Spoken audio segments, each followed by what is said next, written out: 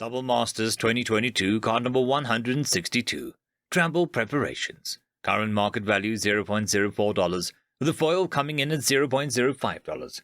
This card is currently printed in 3 sets, including this. It's playable in all formats except Standard, Pioneer, Alchemy Explorer, Brawl, and Historic. There are currently 8 rulings against this card from Wizards of the Coast. 1. You can't target the same creature twice to put 2+1/+1 counters on it. 2. If Travel Preparations targets 2 creatures, and one of them is an illegal target by the time Travel Preparation resolves, you still put a +1/+1 counter on the other creature. 3.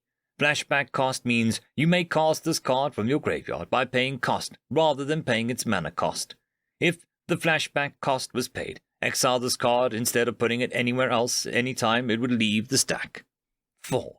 You must still follow the timing restrictions and permissions, including those based on the card's type. For instance, you can cast a sorcery using flashback only when you could normally cast a sorcery. 5. To determine the total cost of a spell, start with the mana cost or alternate cost, such as flashback cost, you're paying. Add any cost increases, then apply any cost reductions.